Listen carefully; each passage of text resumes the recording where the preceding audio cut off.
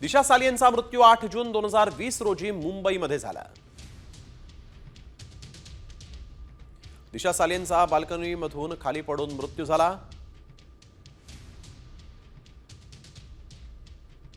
पोलिसांनी ही आत्महत्या असल्याची नोंद केली। आत्महत्या नसून हत्या असल्याचा राणेंचा आरोप आहे। कॉमस्कोर नुसार आता isakal.com आहे देशातील नंबर 1 ची मराठी न्यूज वेबसाईट। प्रत्येक अपडेटसाठी isakal.com ला नक्की भेट द्या। तर आपण बघतोय सतीश सालियन यांचे वकील यावेळेस आपल्या बरोबर जोडले गेलेले आहेत। ओझा असं त्यांचं नाव आहे। सर, आपला आरोप आहे थेट आदित्य ठाकरे वर आपण आरोप केलेला आहे। निलेश जी, काय या प्रकरणामध्ये आपण या याचिकेत म्हटलंय, काय नेमकी आपली मागणी आहे? आमची मागणी आहे आदित्य ठाकरे आणि इतर आणि ते मालवणीचे तत्कालीन जे काही आरोपी पोलीस अधिकारी सगळ्यांच्या विरोधात खून, गँगरेप आणि ते खुनाचा आणि गँगरेपचा गुन्हा दाबण्यासाठी खोटे पुरावे रचणे याचे सगळे गुन्हे दाखल करावे, त्यांना अटक करावी, त्यांचं कस्टोडियल इंटरोगेशन करावं, त्यांची narco test, brain mapping test, lie detector test घ्यावी, ही अशी आमची मागणी आहे। अगदी सर, एक महत्त्वाचा प्रश्न असा आहे की आता या प्रकरणाला जवळजवळ 5 वर्ष होत आले। 5 वर्ष हे प्रकरण इथं का याचिका केली गेली नाही? हा, तर सुरुवातीला दिशाच्या वडिलांना यांनी सगळं प्रेशराईज करून आणि सगळा म्हणजे माहोल असा करून ठेवला होता की नाही याच्यात काही घडलं नाही आहे, फक्त तिचा सुसाईड आहे। पण त्याच्यानंतर याच्यामध्ये आम्ही PIL दाखल केली, मागच्या वर्षी SIT निर्माण झाली। त्याच्यानंतर आम्ही 12 जानेवारी 2024 ला रीतसर लेखी तक्रार पुराव्यासहित दिली FIR नोंद करण्याकरिता आदित्य ठाकरे यांच्या विरोधात। त्याच्यात सगळं काही होत नव्हतं, परंतु त्याच्यावर बद्दल जे डिस्कशन झालं मीडियामध्ये ते वाचून मग हे जे हे आहेत सतीश सालियन ते आमच्याकडे आले। मग त्यांनी ऍडिशनल पुरावे दिले आणि मग त्यांच्या लक्षात आलं की हो बरोबर आहे की 14व्या माळ्यावरून पडलून तिचं डोकं फुटलं, दात तुटले, तिथं हिप्स झाल्या, इथून भेजा बाहेर आल्या, ज्या स्टोरी पोलिसांनी बनवल्या होत्या त्या सगळ्या खोट्या होत्या। कारण तिची जी डेड बॉडी आहे त्याचा फोटो मी तुम्हाला पाठवतो, ती एकही जखम नव्हती।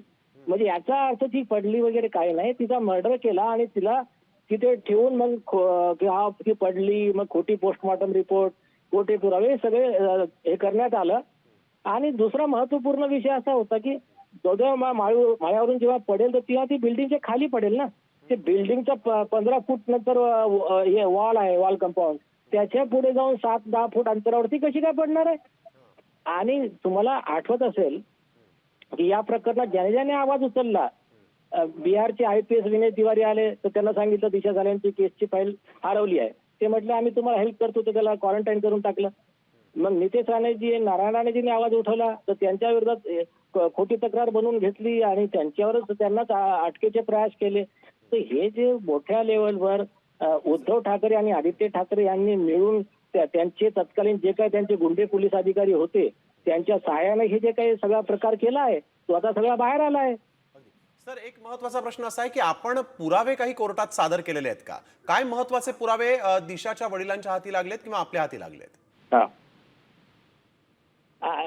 हे बघा, त्या पिटिशन मध्ये 230 पानात खूप डिटेल दिला आहे आणि तुम्हाला एक पॉइंट सांगितला आहे। नंतर समीर वानखेडे जे नार्कोटिक कंट्रोल ब्युरोचे जे हे होते त्यांनी जे मोबाईल टॉवर लोकेशन आणि इतर जे सिक्रेट पुरावे कलेक्ट केले त्याच्यात हे स्पष्ट झालं। आदित्य ठाकरे, दिनू मोर्या, सूरज पांचोली आणि आदर्श हे तिथे प्रेझेंट होते दिशा सालियनच्या फ्लॅटवर। नंतर उद्धव ठाकरे गटाचे प्रवक्ते किशोर तिवारी यांनी सुद्धा मान्य केले की हो आदित्य ठाकरे तिथे प्रेझेंट होते, त्यांच्या कॅबिनेट मिनिस्टरच्या सिक्युरिटीच्या मुवमेंट रजिस्टर मध्ये सगळी नोंद आहे। तर या सगळ्या गोष्टी सफिशियंट आहेत। बाकी आमच्याकडे आणखी पुरावे आहेत ते आम्ही आता देणार नाही, ते आम्ही सील्ड एन्व्हलप मध्ये न्यायालयाला देणार आहोत। आणि थोडंसं मी आपली थोडी रजा घेतो, मला आता एक महत्त्वपूर्ण मीटिंग आहे। अगदी एक महत्त्वाचा प्रश्न आहे सर, पूर्ण महाराष्ट्र तुम्हाला साम टीव्हीच्या माध्यमातून ऐकतोय, कारण आपण खूप मोठा आरोप केलेला आहे आणि थेट आदित्य ठाकरे आमदार आहेत त्यांच्यावर आरोप केलेला आहे। त्यामुळे तुम्ही 2 प्रश्नांची उत्तरं द्या। नेमकं हे सगळं प्रकरण काय, दिशासोबत नेमकं काय घडलं होतं, कुठं घडलं होतं, तिच्या वडिलांना ही घटना कधी कळली होती, या संदर्भात थोडं सविस्तर सांगाल कृपया? थोडं सिंपल शॉर्ट मध्ये तिच्यावर अत्याचार झाला, तिचा खून झाला, नंतर कव्हरअप झालं आणि तिच्या वडिलांना त्यांना म्हणजे भ्रमित करून ठेवण्यात आलं आणि नंतर जेव्हा त्यांना कळलं त्यांनी येऊन ऍफिडेव्हिट दिलं आणि बाकी डिटेल मी थोडंसं नंतर तुम्हाला जॉईन करीन, माझी अर्जंट मीटिंग आहे. सर एक महत्वाचा प्रश्न आहे. दिशाच्या वडिलांनी पैसे मागितल्याचा आरोप केलाय. हा दिशाच्या वडिलांनी पैसे मागितले होते असं आरोप करताना म्हटलं गेलंय. किशोरी पेडणेकरांनी हा? किशोरी पेडणेकरांनी आरोप केलाय की दिशाच्या वडिलांनी पैसे मागितले होते त्यांच्याकडे. अरे मला काही प्रॉब्लेम नाही म्हणा, तुम्ही त्यांच्या अगेन्स्ट मध्ये केस दाखल करा, तुम्हाला दाखवू कसा असतो कायदा. तर या प्रकरणात दबाव आहे का अजूनही? हा?